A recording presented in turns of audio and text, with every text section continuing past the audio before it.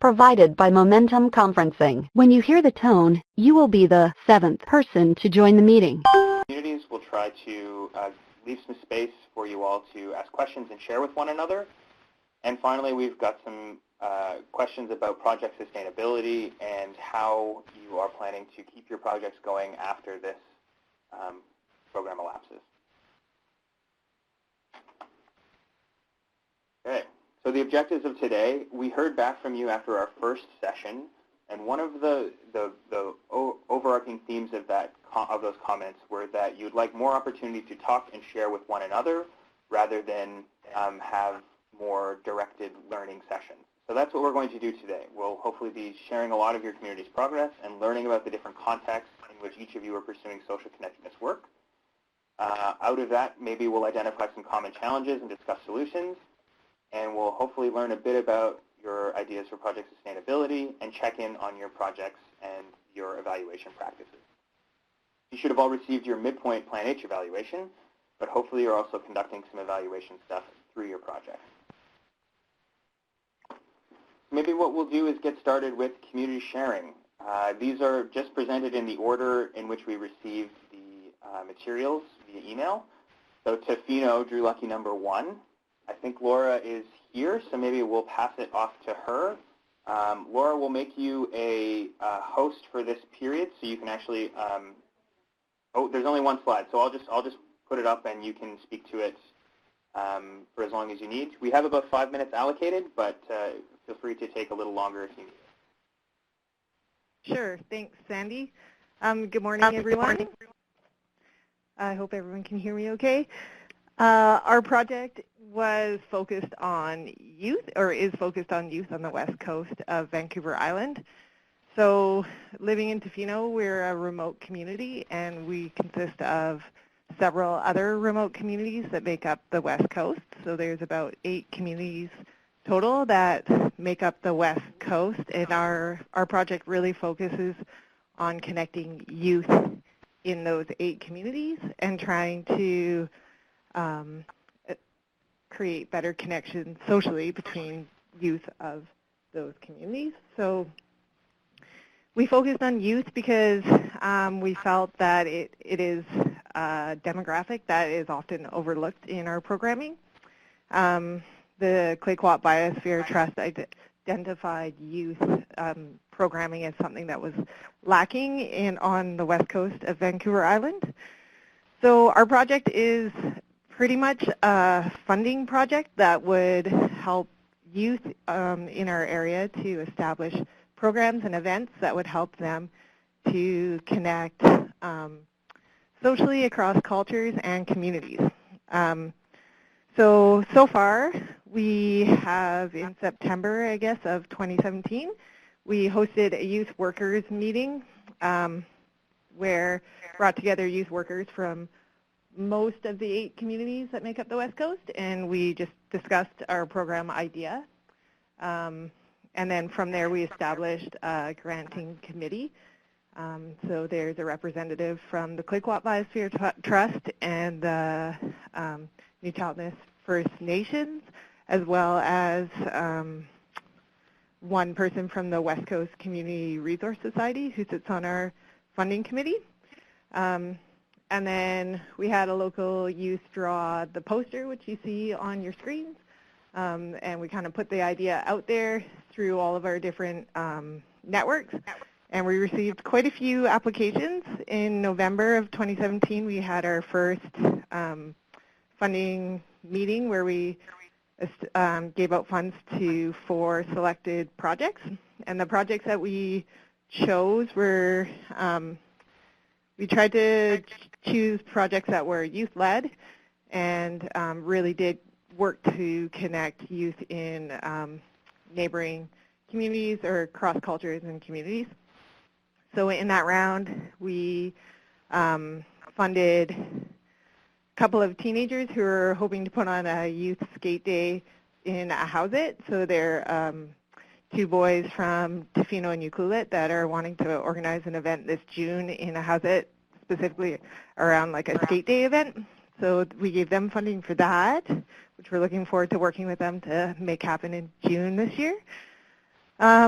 We also funded a youth art night that was supported by a local business here, but really organized by a local youth.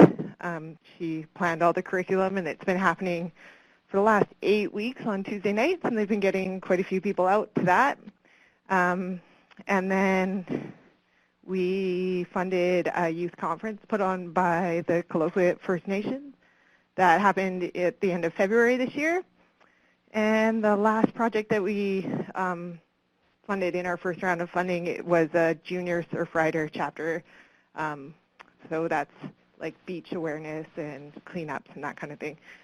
And then from there, we continued to take in applications and continued to promote the program. And in February of 2018, we did our second round of funding. We funded another 6 additional projects, which we're really looking forward to seeing happen. We've funded an How's It recreation night, so helping them get some new equipment to run just like a sports night weekly. We have funded 2 cultural craft workshops that will be happening this spring, and a really cool songwriting and hip-hop workshop, a youth carving program, and a youth choir that's just started up recently, and they already have about 15 kids involved. And yeah, so far we've had like a lot of people really excited about the programs. All of the successful applicants have had a youth representative who applied for the funding, but they're generally supported by either youth workers or some sort of organization in our communities. And I guess one other sustainable thing that has come out of it is the Quakwat Biosphere Trust has seen how popular this youth funding has become. And they've established their own youth funding stream of grants that they're going to keep open so annually so that this can continue. And I think that's it. I'm meeting with youth workers from our neighboring communities tomorrow to discuss all the programs and talk about how we can support them. And yeah, generally I think it's been really exciting for me. I've connected with youth workers in different communities that I didn't really know existed, and I just feel like I think we're making a difference. So thanks for listening, and I'm looking forward to hearing everyone else's ideas as well. Oh, for youth age range, we said 11 to 21, but most of our programs are focused on high school age kids. Okay, I'm going to mute myself unless people have more questions. Oh, how many funding rounds will I have? We've distributed all our funds now, so all the projects have until the end of the summer to complete, and then we have evaluations that we're hoping to get back by the fall so we can complete all of our reporting to PlanH as well. Do you think more youth hear about these opportunities? I do think we'll continue to receive applications, and I think that the Quakwat Biosphere Trust will probably take those on and continue through their funding opportunity that they've established. Okay, well, I don't think I see any more questions. I actually had one question that come up from one of my groups. They were wondering if they could tag PlanH in their Instagram posts, and I know that sometimes that is, yeah, I just wanted to find out if there was a handle that they could use to promote some of the things that they're doing, or if that is maybe a little bit too complicated. I said I would bring it up at today's meeting. But yeah, thank you. Laura, that's great. You can tag, PlanH doesn't have an Instagram account, but BC Healthy Communities does. So if you wanted to tag our organization, we'd be very pleased to have some more, do you call them followers on Instagram, I guess? So please go ahead and do that. I don't imagine... Sorry, Sandy, would you mind putting it, typing it up on the chat so I have it. Definitely. Great. Well, thank you very much. Were there any, I think people kind of got the hang of typing in questions into the chat while other people are presenting, so I think that's a great way to go forward with asking questions. Are there any further questions for Laura about Tofino's project and the West Coast of the Vancouver Islands project? If not, I think it's safe to move on to Kelty. And Kelty, this is great to have you. You weren't able to come to the first webinar, so we're really looking forward to learning a bit more about this project. All right. Hi, everyone. So I guess, Sandy, you'll put the picture up. There we go.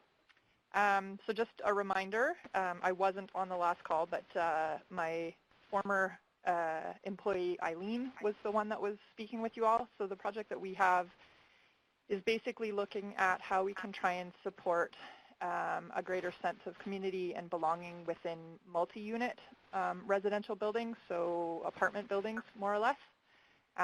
We have a lot of that building structure here in Vancouver, and from other research that has been done, we have heard that the levels of connection and belonging are lower amongst those living in kind of higher density buildings, and also lower amongst those that rent versus those that own their building. And so the project that we're working on is, it's called Hey Neighbor. And it's basically looking at how we can try and draw on sort of leadership within residents of these multi-unit buildings to try and activate residential buildings. So we have two buildings that are participating. One is a 23-story high-rise building with about 450 residents. And the other is a much smaller 6-story building with about 50 residents. And we wanted to try and choose kind of a couple of different typologies to test these things out, just recognizing that we have a lot of existing building stock that is more in sort of that high-rise model. But as we're moving forward with kind of processing development applications and new builds, we're seeing a lot more of the sort of 6-story. And so we wanted to both kind of see what might work in some of the bigger buildings, but also see what might work in some of the newer 6-story buildings. So what we've done so far, it took us a little bit longer to kind of get rolling with the project. So we have an advisory group that has a lot of kind of representation from some of the industries that we think are most involved in hopefully being able to move this work forward. So some developers, BC Housing, some property management companies, so folks that are sort of involved, as well as designers, architects, and policymakers. I was able to hire a part-time coordinator to help manage the project, whose name is Francis Heng. And then we were basically securing the two participating buildings. But we're pretty excited. We've now launched. So in the first building, the taller building, we held an initial kind of meet and greet for the residents where there was some posters up kind of promoting the event. And then Francis met with all of the folks that attended. There was some food and snacks and stuff like that, and basically explained kind of what we're trying to do with the project, and then encouraged people to apply to be a resident animator. And the model that we're using for this is kind of recognizing that people often lead pretty busy lives, and especially being that first spark in a building that doesn't really have a lot going on in terms of kind of connections and events and stuff like that, takes a little bit of extra effort. And so we're actually offering monthly honorariums to the two resident animators in both buildings, just kind of acknowledging that it is going above and beyond, and it's hard to be the first ones to kind of start. So we have two resident animators in the first building, and it's pretty cool. We were hoping that this would happen, and it did. The two are fairly diverse. So one is a younger woman from Brazil. She moved here a couple years ago. And then the other is a retired man of kind of British descent. And they're also diverse. Well, one lives on the 3rd floor, and the other lives on the 12th floor. So there's also sort of physical diversity in terms of the kinds of neighbors that they may be seeing kind of in their area of the building. So basically the project really is about trying to support the residents to animate the buildings rather than us tell them, try this event or try this program. It's really about them kind of generating the kinds of things that they're interested in leading. And we've also tried to encourage kind of a team to start to build around them. So in addition to being able to apply to be a resident animator, to kind of be the lead on that and get the honorarium, we're also encouraging people to step up to be resident collaborators. So maybe folks that, want to be involved, but maybe not to quite the same degree. So we have a couple of those people in the building as well that have already stepped up. And so they're just getting going with planning some of their first events, which will be a morning walk and coffee in a big park that's right near the building, and then also an Easter egg hunt around the building. So that'll be kind of cool to see. Those will both be happening in sort of late March, early April. And then their work will basically continue until kind of October time. We've managed to get a little bit of additional funding in addition to the PlanH money, so we hope that we can stretch the project a little bit later just so we have kind of more months of experimenting and trying out different things. And then I'll just end by saying that the other building, we were a little bit further behind with that one, so we're just having that first meet and greet with the residents next week. So similarly, hoping that a couple people are interested in taking that animator role, and then they'll do a similar process of trying to identify some of the things that they're interested in experimenting with.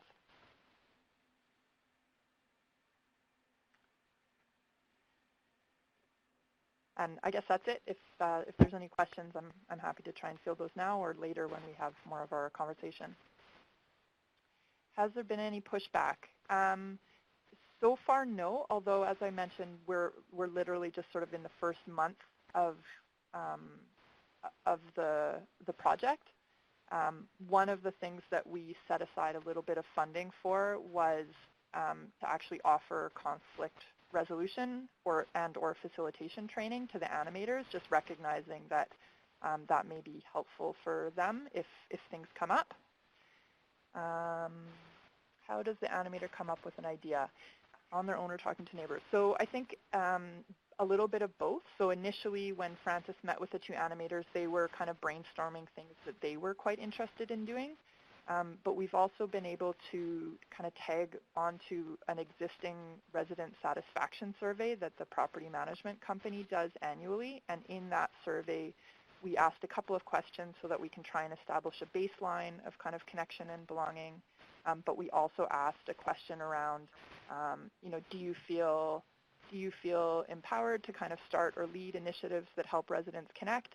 And if they answered sort of 3 or below, that prompted another question, which was, is there other events that you would like to lead or you would like to see happen? And so we already are starting to get a collection of ideas from other residents as well in terms of what they'd like to see, and we're hoping that we'll be able to continue that. So one of the things we're going to encourage the animators to think about is what forms of communication channels they would want to try and use within the building, whether that's setting up a Facebook group or an email listserv or just an old-fashioned kind of blackboard or white corkboard or something like that.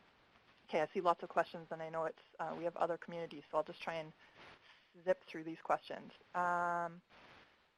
The responsibilities of the animators. So we did, and I see also one about the stipend. So the stipend is $200 a month per person, so that's I think fairly generous, but also housing is quite expensive here in Vancouver, as you may have heard, so we kind of tried to scale the stipend so it was enough that it helped them out, but not so much that they kind of viewed it as like this is their job, partly because we're hoping that even if that stipend doesn't continue past the duration of the project, they'll be hooked on their new role and they'll want to keep going. And in terms of the responsibilities or the job description, we did have a conversation with the animators. We gave them sort of an estimate of roughly 20 hours a month that we thought this would be about equivalent to, acknowledging that some months might be a bit more and some might be a bit less depending on the event. and then kind of, gave them a little bit of ideas of sort of what we were looking for them to do and then what support they could expect to receive from our coordinator and also from the resident property manager. Adapting the idea to a smaller city or more remote context. I mean, I think for us the big thing was, how do we try and encourage residents to take that leadership role as opposed to have it be, the existing nonprofits or the city or whatever. So it's kind of a similar premise to something like the Neighborhood Small Grant Program. I don't think it necessarily has to be in a high-density building. It could be, in a sort of smaller geographic area, but really just kind of giving permission and license for people to step up into that championship role. Privately owned rental apartments, so they are market rental buildings. We decided to choose that because we know that we already have some options open to us around social housing. There often tends to be a little bit more programming and support already in place.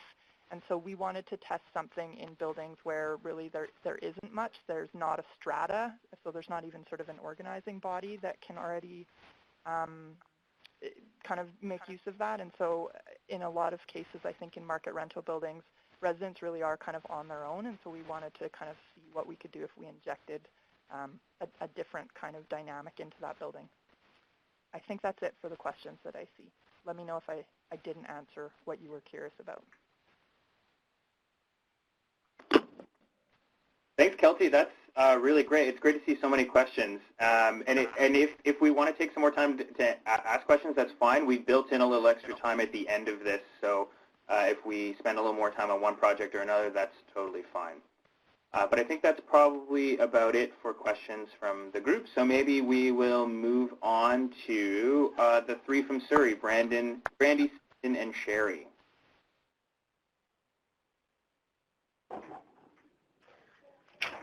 So our grant, we chose to focus on family connections in Clayton. Clayton is a community within the city of Surrey that until the past 10 or so years has been primarily farmland. It's being developed rapidly. Some townhouses and single-family homes, so it's becoming very condensed. So our goal was to explore the issue of social connections for family in Clayton. We wanted to gather perspectives and ideas that can lead to a stronger foundation for the families in Clayton. We wanted to engage the families in the conversations to help identify root causes and innovative actions that can help lead to recommendations. And we wanted to foster collaboration and build awareness on the issues with a range of community and nonprofit groups. So we wanted to also provide foundations for the findings to inform future collaboration between communities and stakeholders. So we created an outreach team and we developed guide questions. Our goal was to go out and have conversations with the community. We didn't want to have yes or no surveys. We wanted to hear what they had to say. So we spoke to about 130 community members, and then we had also created an online survey that allowed people to really give opportunities to provide their feedback as well as answer questions. We had about 850 respondents on that, so we heard a lot of great feedback from the community. So we found that about 70% of the community did find connections despite having concerns. So our next steps and our next goals are to take our findings and share opportunities with our stakeholders, and then to identify community leaders that we can support to help them create opportunities to get activities and things going within the community that we can support, as well as taking it to our programmers and finding opportunities where we can grow and develop to support the community.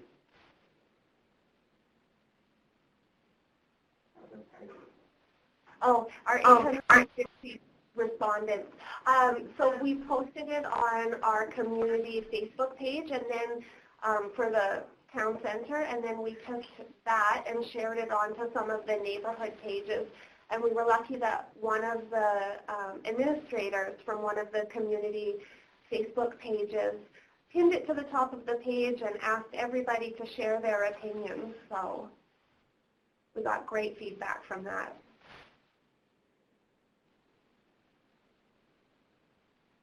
So in terms of the projects that we're pursuing, we don't have actual concrete projects yet, but out of the surveys, we did identify some champions who are interested in looking into projects and doing work on how to better connect within their community. So the actual projects themselves are not necessarily there, but the people who are interested in doing projects are the ones we start to identify.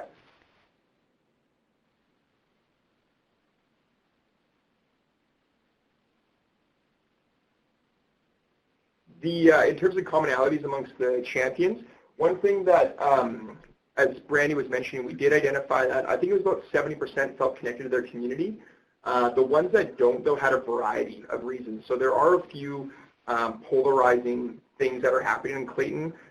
There's actually a real divide between young families and people without kids. So we're noticing our respondents fit into two categories who commented that especially the ones without kids didn't feel as connected to their community. So we're hoping to target them in a different way that we may be targeting some of the ones with younger families. The other one that we did identify, which we're not really sure where to go with yet because it's becoming a bit of a political comment or a political topic, is just the renters versus owners. And I don't know how familiar everyone is with the Clayton area, but actually just in September there were some notices sent around to address a lot of the illegal rental suites that are happening in the community, which is dividing the community slightly as well.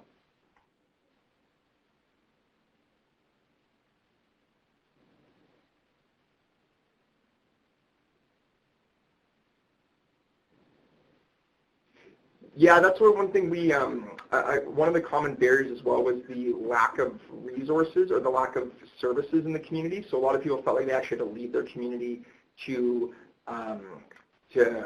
access services, whether it be library, public spaces. So there isn't really that bumping space in Clayton where residents bump into each other over and over and over again and then build relationships out of that, because most of them have to get in their cars to leave. So they don't feel as connected to their actual neighborhood.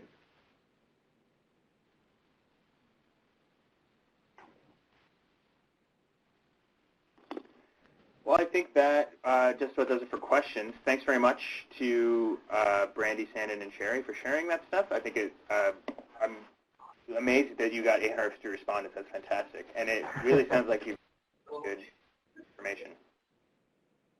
Thanks. So, and we're looking forward to seeing what projects you eventually try to implement. So maybe that'll be the next webinar. So I guess we'll move on. I guess Danielle is on the line, so we can move forward with the project being run by the Okanagan Indian Band.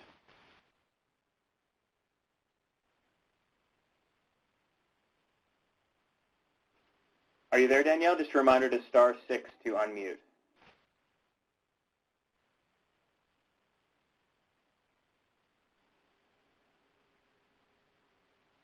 Okay, I don't think Danielle is on the teleconference line, so maybe what we'll do is move her to the end and we'll try to reconnect with her.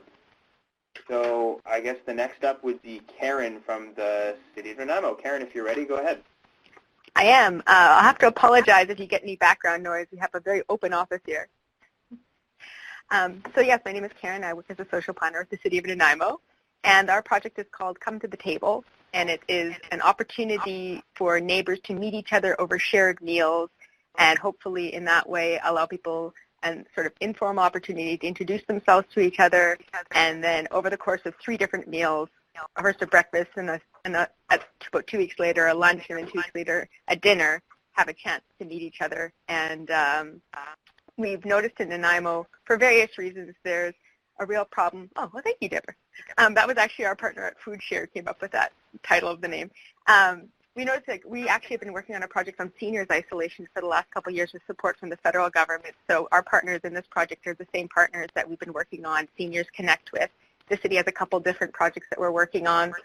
for example, like a speaker series that allows seniors the chance to come and tell their stories in front of a live audience. And we've gotten fantastic feedback on that. So when we saw this grant, we thought, well, how can we expand this to the sort of non-senior community in Nanaimo while still kind of leveraging the partnership? So the way that we've done it, we've selected 3 neighborhoods. And they're not quite neighborhoods. They're more like small blocks. They're all quite different. The first one is a sort of lower income housing complex that has an inner courtyard, so that's a good sort of physical environment for us, but it's in a fairly underserviced part of the city in the south end. So that's neighborhood number 1. The second neighborhood is in sort of central Nanaimo, and there's a couple high-rise buildings that we know quite a few seniors live in, so that's captured in neighborhood number 2. So sort of 1 higher rise, 1 mid-rise, and a few single-family dwellings that would be in that area. And the third area is actually a brand new subdivision in North Nanaimo that has really challenging geography in terms of it's unlikely that people would meet each other coming in another house because it's just so car-oriented. So that was one of our ideas that John, my colleague here, was really keen to try, because oftentimes when we're doing these projects, we're focusing on north and central Nanaimo, more historically disadvantaged area of the city, poorer area. He really wanted to try one of these projects in one of these newer subdivisions. So the way it's going to work is you're going to hold first a breakfast. Well, I should say, like the very first thing is that one of our partners is going in doing some pre-canvassing, letting people know about the first event. It's going to be a pancake breakfast on the Sunday, and just asking a couple questions around like, how many of your neighbors do you know? Have you ever been to their house? Have they ever been to yours? How connected do you feel? Like super basic. And then we'll have the pancake breakfast on a Sunday. A couple weeks later, we're going to hold a sort of barbecue lunch on a Saturday, and then a couple weeks after that, we'll hold a dinner, hopefully somewhat formal. We're kind of hoping for like a kind of fancy sit-down dinner. I'm not sure how realistic that's going to be depending on some of the physical areas, but sort of I guess I'll do questions after. The sit-down dinner is sort of the final event. And throughout this, we're also hoping to plant a seed because we've reserved some of our funding for a small community project. So if they decide, as a neighborhood, what we'd really like to do is like paint our dumpster a funky color, or do we want to plant some fruit trees in this courtyard? So we've reserved, a couple $1,000s for each group, so that if they want to take on something as a group, then they'll be able to continue that relationship. One of the things about Nanaimo is that all of our neighborhood associations are sort of self-started. The city doesn't play any role in initiating neighborhood associations. So a couple of these groups fall within the existing neighborhood boundaries, but one of them doesn't. So it's kind of hit and miss as to whether people have any sort of larger neighborhood associations to connect to. And a lot of people, frankly, just don't participate. They're not even aware of them. So the events will be hosted. Okay, now I'll go to the questions. The canvassing is going to be done by the Women's Center. They're ones who are also operating the physical center for the seniors. So I think one of their motivations as well is to identify any at-risk seniors that might be part of the population and let them know about the resources that exist through the Seniors Connect project. But they are, they're happy to go do door-to-door and just talk to people as part of sort of their general mandate as well. And we're hosting the events right in the neighborhood. So in the case of the sort of housing, I'm going to call it housing project, but the townhome project, there's inner sort of courtyard. For the higher density neighborhood, there's actually a very wide boulevard on that street, so we're going to use the boulevard to host the event. And then in the third area, I am interested in that. I think that we'll probably end up doing it kind of in a cul-de-sac sort of thing, but we still have to talk to transportation about that and get their dispensation, because I think it's a city road. That, again, emphasizes the point, like there's really not any public space in that area. And it's also topographically, Nanaimo is quite hilly in some areas. So, again, challenging for people to meet each other casually. That's kind of, we're partnering. We have some great partners. We're partnering with Food Share, which is our sort of food advocacy organization. They're going to be doing all the cooking. United Way is involved in some of the planning and organization, and they'll be at the event. Women's Center is doing a lot of the evaluation, as well as another group called Healthful Educators that's been part of the Seniors Connect. Well, see, I think that because about the difficulties, we haven't come up to any problems yet. Haven't asked for the street use. The food service, Food Share has a commercial kitchen, so that's helpful. And they quite regularly. I mean, some of these things may just be like pancake breakfast type things or pre-cooked burgers on the barbecue and that kind of thing. I think that one of the most challenging things for us, I think, is it's actually like quite a lot of events. This is so it's like finding the time for all, for 9 different events in the space of a couple months. We'll have to figure out how long each event can actually last, maybe a couple hours and that sort of thing. Will we be able to tell if there's consistency? I think for the first and the third areas, it's small. They're small enough populations that we will be able to tell just sort of getting to know folks. For the second one, because it's more people, we may have to try and initiate some sort of sign-in or something like that. I'm always a little reticent to do sign-ins, especially things that are supposed to be fun.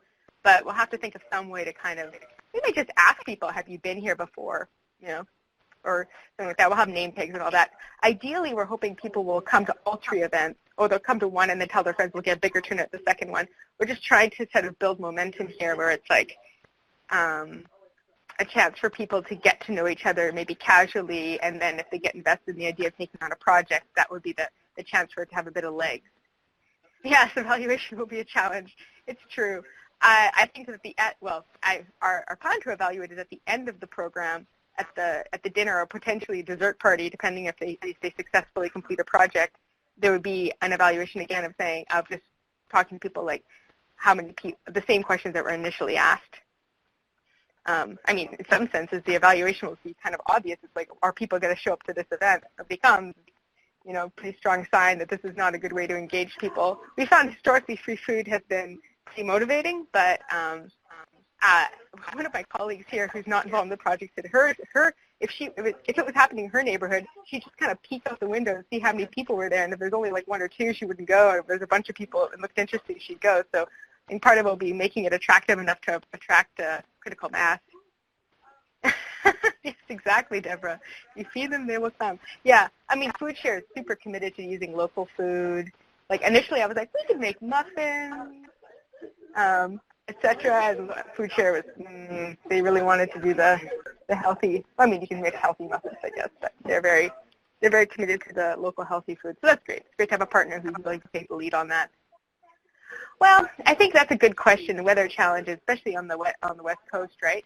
I think we would probably, if we've come up against that, probably we have some tents available to the city, but they're kind of piddly, especially depending on which location it was. If it's a second location, we can try and see if in emergency we can get access to for the ones with the apartments, like the amenity area in the bottom.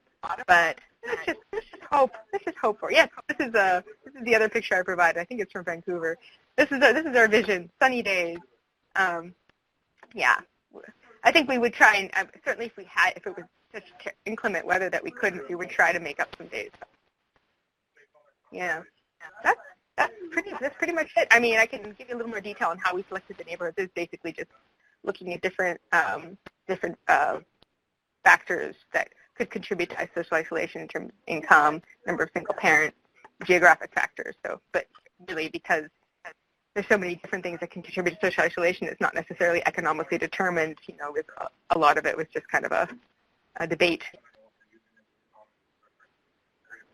Yeah, that's it for me.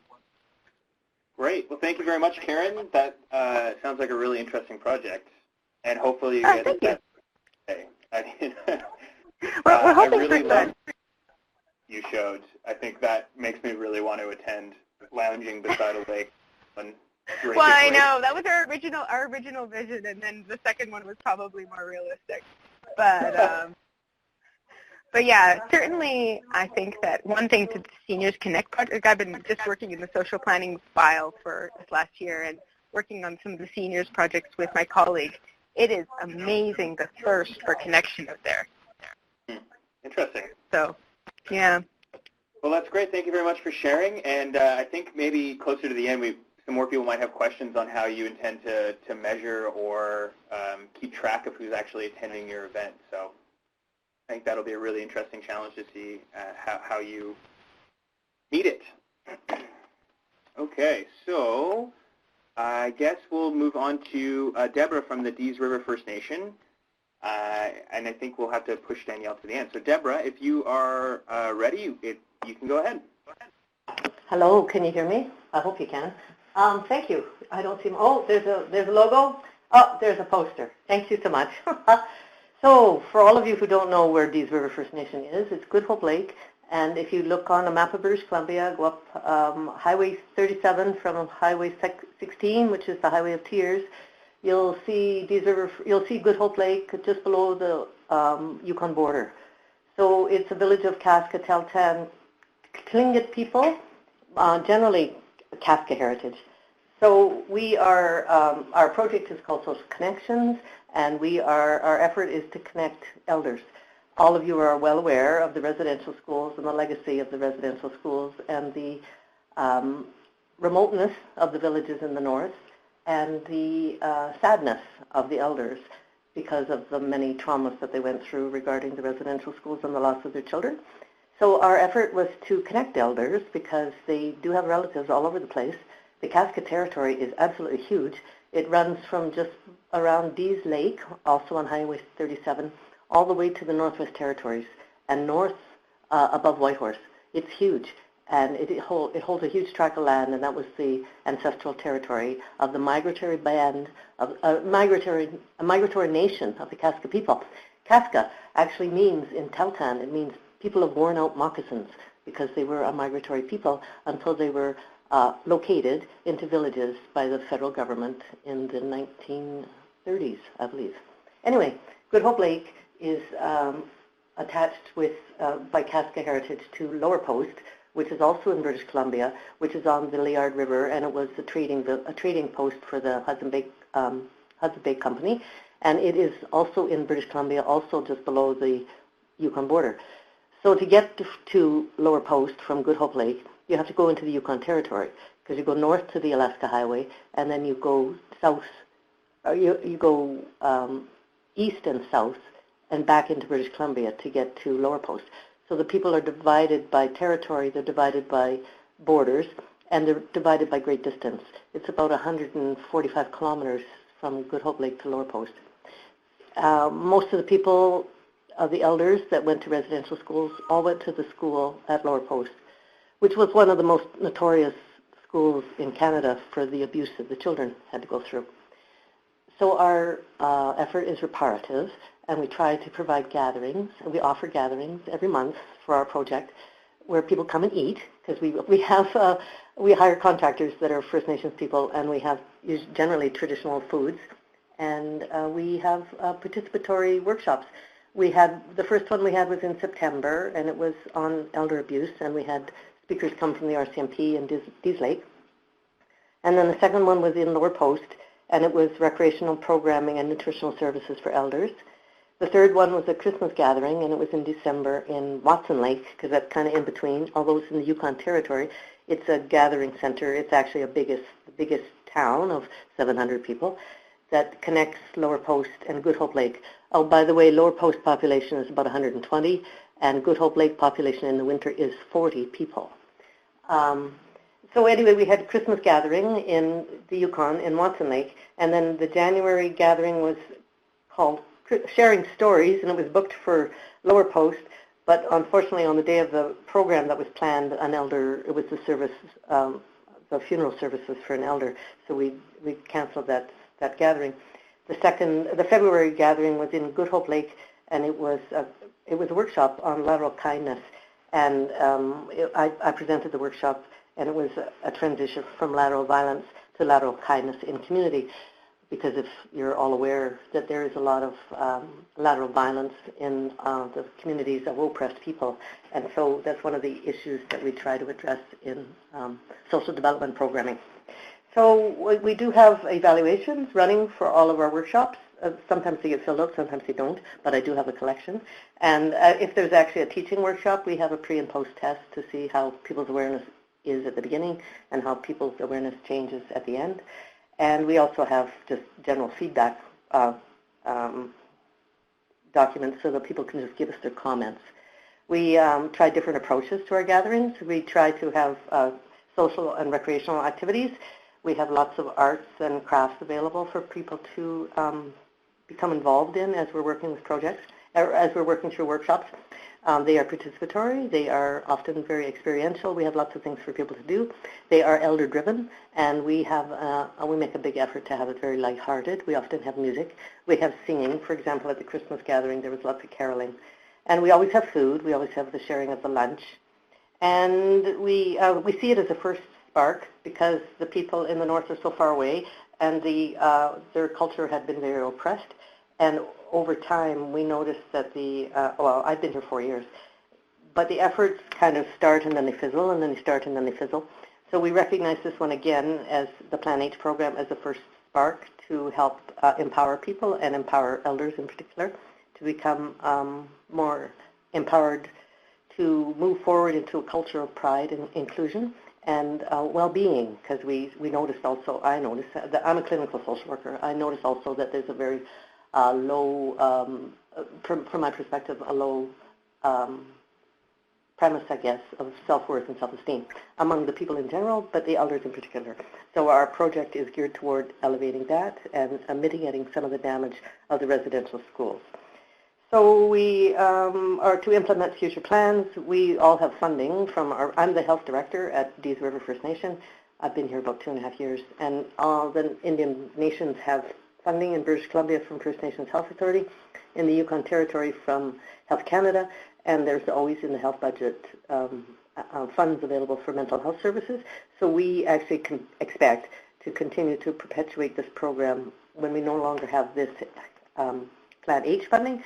We expect to incorporate it into our daily or our annual plan for dispersal of funds, because we see it as such a valuable mode of connecting people, raising self-esteem and self-worth, and empowering people and bringing some joy. So the people love it. The feedback from the elders is wonderful, and they're very excited whenever we post a new one. The one you see with my work, I'm not a very good artist, but they're well received, and the people are happy. And that's my story, and I'll look at your questions now. Oh, I'm sorry. Could you hear me? Are you okay? Can you hear me? Yeah, I guess absolutely. Okay. Okay. So what are the questions? Let's see. I get. You look at somebody asked how many people do I get? So the first workshop was the one that was presented by Dease River First Nation, or Dease Lake RCMP, and we had 15 people. The second workshop was in Lower Post, and it was recreation and nutrition for elders, and we had 20 people. The third one was in Watson Lake, and it was the Christmas gathering, and we only had 7 people. The fourth one was canceled. The fifth one had 13 people. It was in Good Hope Lake. It was Lateral Kindness. Yes, we are transporting. It's in the budget to bring in. We have transportation vehicles both in Good Hope Lake and in Lower Post. And actually, in order to get to Good Hope Lake from Lower Post, the people have to come through Watson Lake. They have a bigger van, so they pick up people. And we also fund elders to come if they come with their own vehicles.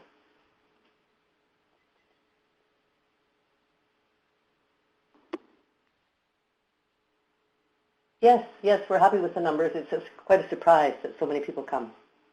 Yeah. Well, that's really great, Deborah. Thanks so much for sharing. I'm from Whitehorse originally, so I'm well aware of the vastness of the region you're trying to provide social connectedness in. So it's a really remarkable project, and we're glad to have you sharing with us. Well, thank you so much. My pleasure. And it sounds like Danielle has joined us, so maybe we can go back and take a look at what the Okanagan Indian Band is doing. Danielle, if you're there, it'd be great to hear from you. I'm here. Can you hear me? Hello? Hello? Yeah, we can hear you, Hello? Danielle. Yep. Oh, yep. Okay. I didn't hear anyone, so I was just like, Okay, I'm Danielle. I'm the language coordinator for Okanagan Indian Band. We run a language nest. A lot of our programs come from the language nest. So we have ran two cultural camps in the summer, and we partnership with the community services of the Okanagan Indian Band.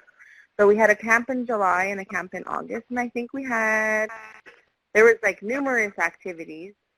There was like probably 4 projects was happening throughout the day for 5 days a week. We had probably roughly about 60 to 70 people participate in the community. We've also done some, weren't able to do any fishing because the numbers of our Chinook were low this year, but we still do the salmon distribution through the Okanagan Nation Alliance, and I had the youth work with us and deliver to our community programs, such as Language-ness, the elders, the social programs, the schools, the daycare. Also, we have had the traditional feast that the youth and community auntie members come and they volunteer and help, and it's all traditional food, except for we do have like potatoes, and like this is the main staples with salmon and armine with rice and potatoes. Everything else is traditional foods: moose, elk, deer, salmon, trout. We had some grouse stew. Also, this is our first year that we were sturgeon was distributed to our community. So it was the first time a lot of people got to eat sturgeon this year. Also, we're working on our next project is the baby welcoming ceremony, and that's going to happen in April. And I think we have 16 babies, and 2 of them are still on their way, so we might have up to 18 babies for our baby welcoming. Yeah, let's keep it short and simple.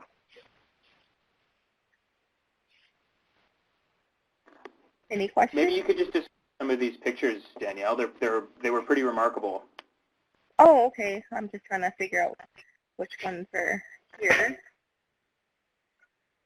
I can't see them on my part. Hold on. Sorry about that. I don't know why it's not. That's okay. We're looking at 2 women holding their sticks. Okay, I don't know why. It was working before, but which one was it? It's 2 women that look to be holding like reeds or sticks. Oh, yes. Oh, sorry. That was one of our another partnerships with Alan Brooks. And that was with pretty much Alan Brooks in the city and Okanagan Indian Man, as they delivered a one-day workshop, our one-day event with Alan Brooks, and they came out to here. And so we had a whole bunch of cultural activities. We had the plateau bag. We had cattail mask making, or the headbands. We had rope braiding, and we also had the canoe carving. So that's the one picture that you do see there. I don't know why else and it's not working. Hold on. Okay, so also this is one of our elders that's very active in our community, and she's a fluent speaker. The one on with Pauline, and this is Mervyn Alexis. He's the canoe carver, and he did canoe carving with also our cultural camp and with our partnership with Alan Brooks in the city of Vernon. Great. Thanks, Danielle. And Deborah had a question about elder participation and how much you have and how you advertise the program to them. I advertise through social media. We're pretty big on social media. Is through the Okanagan Indian Band Facebook page, and also I have like sections of groups that also, like for my Language-ness, I have a cultural activities events page. So I do a lot of advertising through there, posters, staff emails, word of mouth, and just the more people participate, the more that they find out for the next event. And then also, with our partnership with Alan Brooks, it was advertised in like the newspaper and through social media, again, on their part. Great. Well, great. Thanks very much, Danielle. We appreciate it. If there's any more questions, I think we can probably move on. Oh yeah. So I seen that last question. We do have a lot of elder participation. They actually really like being connected with the youth, new families. Great. Yeah. Well, and I had thanks, Danielle. We appreciate it. Moving on to some questions. I had a bunch that I was going to ask, but it sort of, you guys did the work for me. We've kind of asked a lot of these questions. I feel like we got at a lot of interesting challenges and solutions. I think especially in Surrey, learning about some of the unintended or unexpected data outcomes that you guys received was really interesting. And tons of great partners being engaged. So I don't want to keep you too much longer. So I think what would be great is if we just talked a bit about project sustainability. I know we heard from, I think, Deborah, you had a really great answer about your project sustainability. It sounds like your partners have really recognized the value of the project and are committed to funding it further. Maybe we can just, maybe I can pick on a few of you to see if there's ways that you have looked at funding or continuing the project or the outcomes past the end of this specific funding.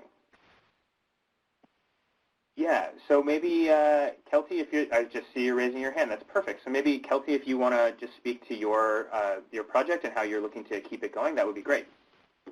Sure. So from the beginning, we kind of recognized that for the City of Vancouver to support every single multi-unit building to have a couple of resident animators was probably not a very sustainable model.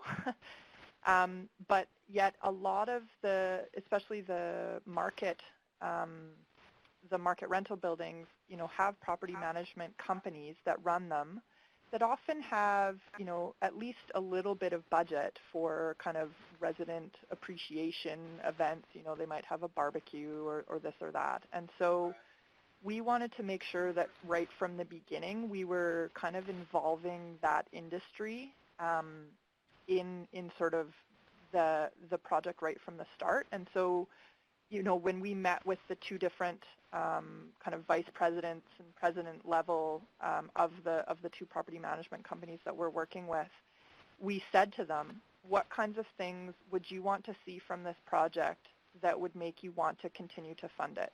And so they, some of the feedback from them we used as we tried to develop our evaluation framework, so that we're actually trying to collect the data that, if things go well, is kind of building the case for them to then want to take on that ownership on their own. So that was sort of one feature, was trying to think about who are kind of the players in the system that would be most likely to be able to kind of continue to support it moving on. And then the other approach that we are taking is to try and build up more of a team. So yes, we're providing honorariums for the two resident animators, but we're really going to be trying to build sort of a team of other residents that will support them, so that if we are unable to continue to provide a stipend, there's kind of enough distributed or dispersed leadership that it's not too much pressure on any one person, and so there's more of a likelihood that it's kind of a reasonable ask that they may be able to continue in one form or another as volunteers.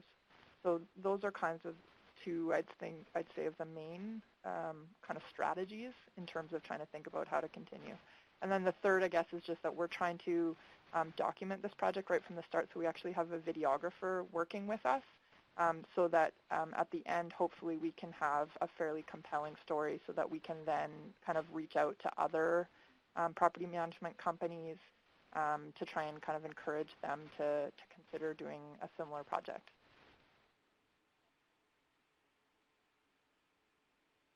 That's great, Kelty. Thanks. Yeah, I think what you're speaking to is there's an inherent link between evaluation and sustainability. So documenting your project can not only be great for documenting outcomes, but it can be great for convincing people that those outcomes are worthwhile and showing that your project works, and then getting either increased funding or more long-term funding, et cetera. So that's fantastic. Thanks very much for sharing that. Does anyone else have any comments about sustainability or thinking ahead with their project? We are past the halfway mark, so it's time to sort of be thinking about how you're going to extend your work or keep it going.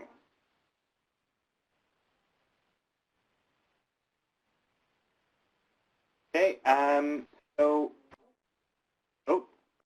did I hear someone?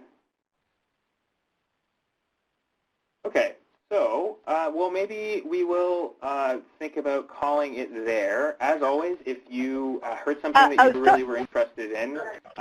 Sorry, guys. This is Karen. I just was going to ask your opinion on how you think you would go about evaluating attendance, because this is something we're still kind of figuring out. Like, okay, my initial idea was like we hand out name tags at every event, and if you've been to an event, like you get a dot for every time you've been to the event. So the first event you get 1, and if you've been there before you get 2, and if you get there before you get 3. So we could just sort of like figure it out as we hand out dots and name tags. But that was just one idea. I don't know, like you guys have lots of experience. Do you have any ideas about A, like taking track of attendance, whether we should ask people for their names, and then like B, in terms of the questions we ask people about their social connectivity, any ideas? Wow, I think it's a great question, and I think it's a challenge that everyone is dealing with, which is how do you keep things relatively informal and fun while still gathering the information that you need. So maybe someone from like Deborah, how were you tracking your door prizes? There you go. That's a great idea. So the people that come to the workshops just love the door prizes. So I can actually give a door prize for everybody who gives me, or like give a ticket for the draw for everybody who gives me an evaluation. That is a great idea. And then because they filled out their ticket with their phone number, probably the the prizes are all there. So I just have the entrance to the theater, those tickets that you give away. So I give out prizes when people come. Like throughout the day, I might give out 4 prizes. But if I find I'm not getting a lot of evaluations, then I'll say, okay, you can have another ticket for the last prize if you give me an evaluation on this workshop. And then soon everybody will come because they want an option. They want the opportunity to win the last prize. That's a really great idea. And the prizes can be cheap or the prizes can be lovely, depending on your budget. Everybody just seems to love having a prize. Yeah. And Kelsey, that's a really great story, is trying to collect stories and trying to build, that it's not just numbers, it's quotes or stories or videos. So I think that's why the video will be really effective in showing how your project is working. Anyone else try to document their projects in a different way than just with numbers, like with videos or photos or anything like that? Danielle, some of your photos were really beautiful. Was that something that you had planned, or did you hire someone to take those photos, or is that just a really talented community member? Yeah, I do hire someone for now and then for our bigger events to take photos. So I also have one hired for our baby welcoming, just so they can capture the moment, because usually the workers who are trying to coordinate everything are fairly busy. But another way we do not evaluations, now we've purchased SurveyMonkey. So people who don't really want to do the survey there, we always give them the option to do it online. And that way we can track them through their email. And still also we do the prizes as well. That's great. Oh yeah, and Deborah's saying that she has a photo collection. That's a great idea, is having a keeper of photos. Very cool. Yeah, one thing that we do at BCHC is we found that people really love getting mail, or at least fun mail. They don't like getting junk mail. So what we've started doing is having at our workshops or things like that, postcards that are pre-stamped, and people will fill them out with one of the techniques we use is something called like a next wise action, or when we're trying to get people to take action in their communities, we have them fill out a goal for themselves on the back of the postcard, and then in 2 or 3 weeks we mail it to them. So they get this little reminder in the mail that's an actual fun piece of mail. So that's one of the techniques that we often use to keep in touch with people, because then we have their name and their address, and we know how often they are coming to the events. Any other suggestions for how to mix the hard data with some of the more softer data, like quotes or photos or videos? If not, that's okay. If anyone from Surrey is still there, it would be really interesting to see a bit about how you guys are trying to mix that in. You're canvassing such a large population. It would be really interesting to learn a bit more about the stuff you're doing for evaluation beyond your surveys. So our what we're working on right now is a findings report where we're actually trying to share the information.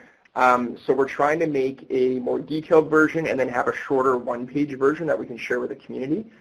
But the findings, instead of phrase them as findings. We're trying to phrase it as opportunities. So these are the opportunities we've learned from this survey. We're trying to word as opportunities, and with that, giving resources and making resources available to the community so that they can see that there is an interest in doing things in their community, but then how do they go about doing that? So we're trying to right now formulate how we develop that and show it as not just results, but opportunities.